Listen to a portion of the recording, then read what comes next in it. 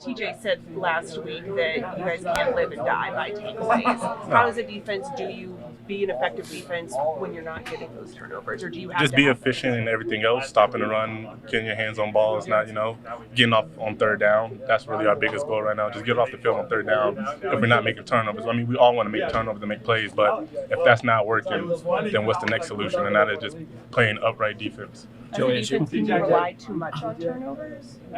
No, like, who doesn't want turnovers, So we just got to keep working. Everybody wants a turnover, so that's never not going to be our case. We just got to just play great ball overall. Joey, as you watched that Bengals tape from last game, what was it that really stuck in your mind about what was missing from you guys? Just not getting off the field, and I feel like just giving too many easy yards and points. I feel like it just wasn't our best game. We wasn't really flying around how we wanted to. I feel like everybody was expressive about that. So it's the second time around. We play these guys 2 times a year every year, so we got another swing at it. How along those lines, as a competitor, how much do you look ahead to the possibility to kind of redeem yourself after the last time around? I mean, it's great. We get that bad feeling out of our mouth, that bad taste out of our mouth that we get to spin again. So we just got to be up front. We just got to stand tall. Does it help that there's a couple guys that are different in the secondary than last? They don't really realize what Chase and Higgins were able to do. Say that one more time. With Kyle and potentially James in the starting lineup compared to a month ago. Yeah. Does that help them? Do you have confidence in those guys to come out there? And definitely. I mean, we've been saying it from the beginning. We got horses, and we believe in all our horses that could really go up there and run with the best of them. JP came in, and he balled out last game. So we don't think nothing different from him and what he's capable of. So he's going to be ready. Joe, you mentioned that stability. Does that help communication? Where does that really help, especially with having Ramsey kind of set at safety? I mean, it's helped. I mean, that's been our main focal point all year, just communication and just be ready to fly around and everything like that. So it just shows how we was able to put different pieces to the puzzle and still be able to be up front and still be able to communicate at a high level. So especially with Five back there, he's a communicator, he's a talker, so he's going to get the guys in the right spot. What's Kyle done for this defense, adding him back here? I mean, he just been really just a piece to the puzzle, just the glue. He's been keeping it all together. He's been making his tackles, making his plays, communicating a lot. We got to go to meetings right now, man. Right now. All right, we got to go yesterday, bro. We got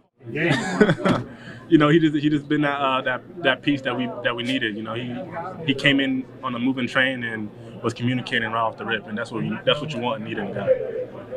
What's that feeling like for you? Yeah, it's a really it's a blessing, and I'm really thankful that they made the decision to elevate me and to activate me because it's not necessarily we have Aaron. It's not necessarily like I'm coming up to play, but it's more for my growth and development, and that means a lot that they were willing to do that for me, and I just don't want to make them regret it. What are you able to do out there, and what do you think you can show during those opportunities? Yeah, I like I said earlier, I mean it's limited opportunities, but you have to maximize them, and just going out there every day and. Whether it be, the limited reps I may get on offense or, whether it's 1 rep a week or just scout team that week, whatever it is, maximizing it, making it like real game reps as much as I can. Whether, if it's reading the card defense and saying, hey, this is what like this concept and trying to treat it like a real game as much as I can. But it's just good to be out there and seeing real live reps, live bullets, especially going against our defense, that front and all the different looks that they show in the back end. Like it's been great for me, and I just want to be able to give them a good look so that we can have success on the weekend. Can you notice in the last couple of weeks that you see improvement? For me personally, yeah, I would say just more comfortable. Kind of knocking the rust off. I would say that first week it was weird. I was like, man, it feels like I haven't played football in forever. It was the longest I've gone. Without playing in a long time. So. It was definitely like knocking the rust off, but I feel like I'm getting better every week, and I feel like I'm about back to where I was, and want to just keep going like this. What's the perspective like, I guess, of observing the way that you've observed in the time that you've been kind of sidelined with all of this? Have you picked things up from that perspective too? It's very different, when you're working from that, kind of outside looking in almost approach, but you're still kind of in it. It's different, but you get to see things with a different lens. Maybe the pressure wasn't as much on me, the onus wasn't on me yet, but I'm able to just sit back and kind of I literally have like a Word document of just like nuggets that I get from Aaron every day. Just if there's something that he tells me or something he says in meetings, I just try to write it down. Just have a little bank of the things that I'm learning, and and during that time, like I said, I was doing a bunch of film projects and keeping myself busy and trying to stimulate my brain in other ways. Not just being out there on the field, but obviously mental reps. And I think I tried to maximize that time as best as I could. And looking back at it, I don't think I'd change anything about it. But again, I'm just thankful that they made the decision to activate me. It means a lot to me, and I can't take it for granted. Are there a couple of those nuggets that really stick with you? Nothing like it's nothing. It's all pretty minutia, like fine details of plays. Whether it's check into this play versus this look, or hey, if I get my eyes on the mic in the quick game, like that's something that he does all the time and always has. And that was a little tip that helped me, and just picking what side to go to if I'm not really sure, and little things like that he does, that he's, even whether it's like out there on the field, that he's like trying to get me to do some, pump fakes that he does, and, adding things to, I'm just trying to take things, from him that he does, make it my own, and add it to my artillery, because he's one of the best to ever do it. Will, you say you learn a lot from him, but obviously one of the best things about him is his mechanics. He's thought about that, one of the best releases ever. What have you learned about him just in terms of mechanics, things that he does that maybe you can add to the game? Yeah, mechanically he is different and he's unique, and that's hard, because I feel like one of the things that he's best at is his mechanics and like his arm strength and his arm talent, but not a lot of people can do that, and not a lot of people can throw the way Aaron Rodgers throws.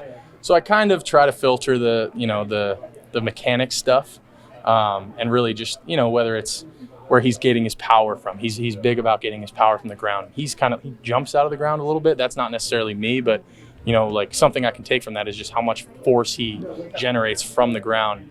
Maybe a little different that the way I'm doing it, but just little things like that, like trying to pick up on. And I talk a lot about Aaron too, but Mason's been great too. He's he's the lifeblood of that room, man. Like he's the glue, and he's funny as hell, and he's taught me a lot too, because he's played a lot of football, and it's just, I'm really, really lucky to be in the position that I'm in. Will, can you generate competitive juices in those opportunities that you get? Absolutely, man. It's, for me, this is my Wednesday, Thursday, Friday are my games, so I'm out there trying to make every rep as competitive and as real as possible. And, I think I've done a pretty good job of it so far, but just got to keep it going.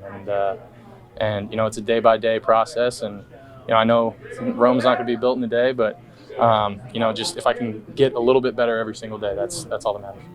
How much were you able to do today? I pretty much was able to do everything. I just wasn't in probably as much. Was it the same thing from camp? Yeah. That you're dealing with? Pretty much. Okay. Basically, yes. How do you feel like the O-line has kind of fared you specifically over the last couple of weeks? Where do you feel like you guys are as a unit? We got to be better. Just as a whole, as a team, I don't think it's one specific group or, one specific person or one specific side of the ball. In all three phases, we got to show up, offense, defense, and, special team always got to come and make plays. So, I feel like everybody just got to lock in. We got to be on one accord, and, we just got to come with that fight.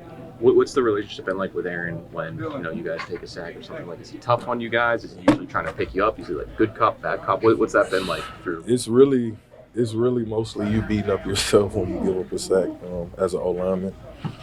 Of course, you're worried about him, but it's more so of you not getting into your own head. And I feel like he's pretty good with that. It's a funny story, I ain't gonna lie. One time, it was Seahawks game, I think, and he went to try and escape, and Zach jumped in front of him because of a linebacker or something, and he got sacked. He's like, Zach, get out of the way. And Zach's like, where were you going?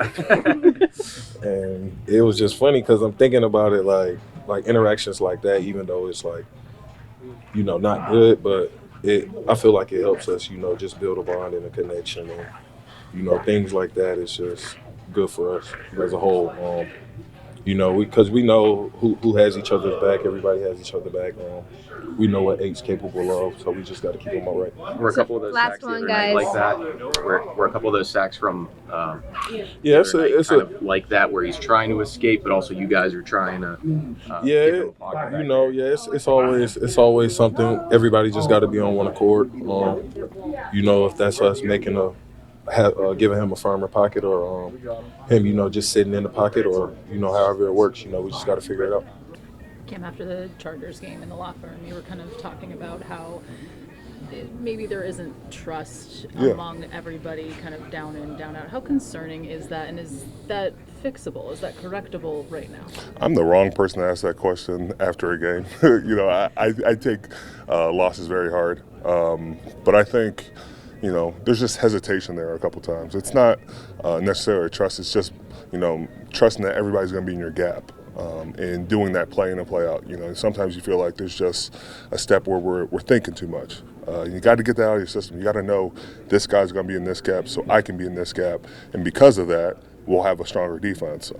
You know, I think it's minimal and it's precise, but when you do that, you become a better defense. How do you practice that? I mean, do you do trust fall exercises? No, you practice it by, you know, executing your assignments.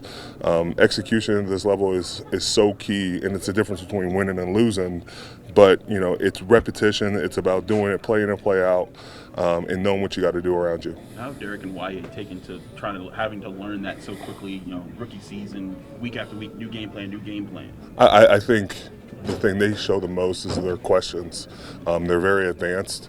You know, one example is just you watch Derek Harmon. He's getting double tight ends to the side, and you see him swim out of the gap. Sometimes we would say, you know, as a beginner, stay in that B gap, but as you get more comfortable, you can play both gaps. And we talked a lot about that.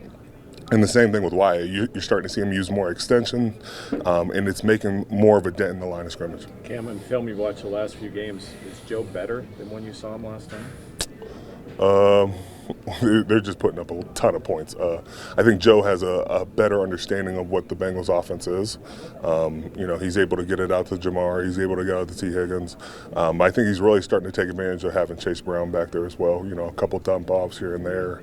You know, and they're not living and dying by Jamar and T. Higgins, but he's got a real command of the offense right now. They have the least amount of rushing yards per game in the NFL, but they have the 8th highest explosive run rate. What do they do well when they do pop-off runs?